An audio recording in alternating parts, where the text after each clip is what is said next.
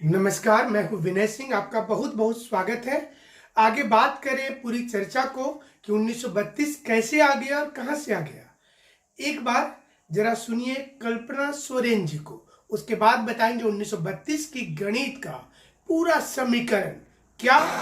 JSSC serial फिर से एक बार खटाई में देखिए। 1932 का हथियार का स्थानीय नीति सपना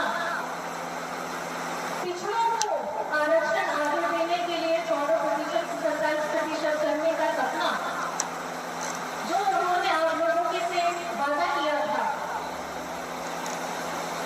हेमंत जी ने मुख्यमंत्री रहते हुए उन्होंने उस सपने को विधानसभा से पारित करवा करके ये दिखा दिया जो उन्होंने आप लोगों के साथ वादा किया था, वो वादा उन्होंने करके दिखाया। और ये सिर्फ 1932 का बात नहीं है, ये आपकी अपनी हमारी पहचान की बात है। और जिसके लिए उन्होंने मुंह पर होकर के हमेशा अपनी आवाज उठाई थी, अपने लोगों की आवाज उठाई थी, और जिस बुलंदी के साथ, जिस जोश के साथ वो पहले से कार्य करते आ रहे थे। और इस बार की झारखंड की सरकार, हेमंत जी की सरकार, जगन्नाथ चाचा जी की सरकार, जोगी देवी जी की सरकार, आज आपकी अपनी सरकार जो यहाँ खड़ी है, वो निरंतर हमारे अपने लोगों के लिए, हमारे अपने सभी समूहों के लिए कार्य कर रही थी। और इस बात पर गर्व नहीं होता है और तकलीफ भी होती है कि आज ये जो परिवार यहाँ खड़ा है, इस परिवार का संघर्ष भी हमारे हर एक परिवार के संघर्ष के जैसा ही, उतना ही महत्वपूर्ण है। क्योंकि घर का एक एक सदस्य, चाहे पुरुष हो, चाहे स्त्री हो, चाहे बच्चे हो, चाहे परिवार के सदस्य, तो मुझे समझ में आया था कि बाबा को उन्होंने एक बड़ा सा चादर दिया था जिसमें लिखा हुआ था 1932। अब तो प्रमाण है कि उस सोच को कोई टाल नहीं सकता था। वो टाइगर जिंदा अभी भी है। टाइगर कभी मरता नहीं है, उसका सोच कभी मरता नहीं है। आज वो जिम्मेदारी हमारे माननीय देवी देवी जी को, इस जगह का, इस धरती का पुत्र है जिसने कोविड के समय में भी, ऑपरेशन होने के बाद में भी अपने आप। जी हाँ, इसका मायना तो आप समझ गए होंगे कि 1932 कितना इंपॉर्टेंट है इस वक्त में। चंपई सोरेन जी वर्तमान मुख्यमंत्री ने भी वही चीजों को दोहराया जो कल्पना सोरेन बोल रही है, और दोनों के बयान का विश्लेषण करेंगे और ये बताएंगे कि क्या 1932 से कुछ फायदा होगा।